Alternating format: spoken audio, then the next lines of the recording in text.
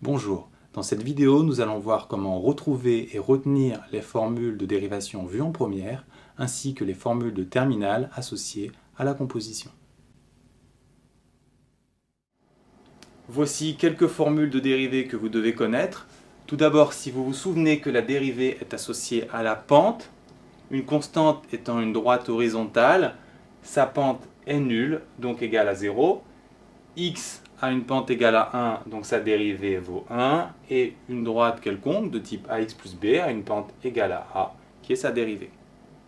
Cette formule est très intéressante à observer parce qu'elle nous donne déjà une formule d'assemblage. Si à la place de x vous avez n'importe quelle fonction f, vous aurez sa dérivée qui sera du type af', ce qui signifie que le a attaché à une fonction reste là alors que le b disparaît. Prenons un exemple. 5x carré plus 7, ici notre fonction c'est x carré qui a pour dérivée 2x, vous devez le savoir. Donc la dérivée c'est 5 fois 2x, donc 10x.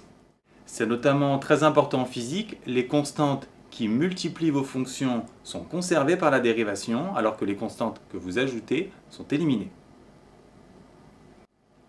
X carré a pour dérivée 2x, de même x cube 3x carré et x4 4x cube. La méthode est donnée par la formule générale xn. On constate que l'exposant tombe deux fois, une fois devant et une fois de un cran, ce qui permet de retrouver les formules précédentes. Il vous reste donc finalement deux formules à connaître, 1 sur x qui a pour dérivée moins 1 sur x carré et racine de x qui a pour dérivée 1 sur 2 racines de x. Pour les curieux, 1 sur x peut se réécrire x puissance moins 1 et racine de x puissance 1 demi, ce qui vous permet, à partir de la formule générale, de retrouver les deux dernières formules. Ainsi, vous pouvez retrouver toutes les formules de référence avec une idée et cette formule générale, en tout cas pour les plus débrouillards. Pour les autres, il faudra apprendre ces deux formules supplémentaires. Face à des expressions plus compliquées, il vous faudra assembler ces formules de référence, comme ici. Les formules d'assemblage sont donc les plans qui vous permettent d'assembler comme des briques les formules de référence. Alors, quelles sont-elles? Vous les connaissez déjà. U plus V a pour dérivée U' plus V'. En général, vous n'avez pas à écrire la formule dans ce genre de cas. Quand c'est une somme, en fait, c'est simple. Par contre, il faut absolument connaître et écrire que la dérivée de U fois V, c'est U'V plus UV', et de même pour les quotients, U sur V, U'V moins UV' sur V carré. Ce sont deux formules fondamentales à connaître absolument. En terminale, vous devez connaître un nouveau type de formule d'assemblage associée à la composition.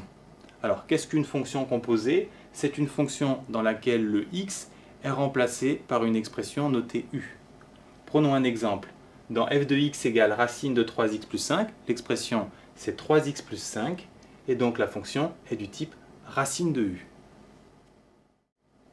À noter, cet essentiel racine de u n'est ni u plus v, ni u fois v, ni u sur v. Il est donc impossible pour vous, pour l'instant, de dériver cette fonction. Il faut utiliser une nouvelle formule. Alors, comment faire pour trouver la dérivée de racine de u? Le mode d'emploi est très simple. Il faut commencer par partir de la formule en x.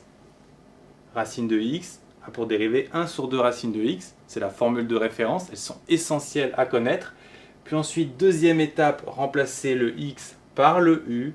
Et finalement, multiplier le tout par u'. Cette méthode est essentielle à connaître puisqu'elle sert pour toutes les fonctions composées. Voyons d'autres exemples de fonctions composées. X carré moins 1 au cube, c'est une fonction de la forme u cube avec l'expression qui vaut x carré moins 1. Alors, quelle est la dérivée d'une u cube? On se souvient que x cube a pour dérivée 3x carré, et donc pour u cube, on aura 3u carré. On n'oublie pas de multiplier par u', et on peut éventuellement le simplifier sous cette forme. On peut généraliser pour u puissance n. On trouvera n, u', u, n-1. De même, pour 1 sur u, on s'appuie sur la dérivée de 1 sur x et on applique la méthode.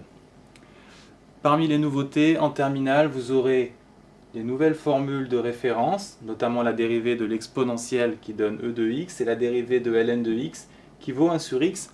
En appliquant cette même technique, vous allez en déduire que e de u aura pour dérivée e de u fois u' et ln de u aura pour dérivée 1 sur u fois u', que vous verrez parfois présenté sous la forme u' sur u.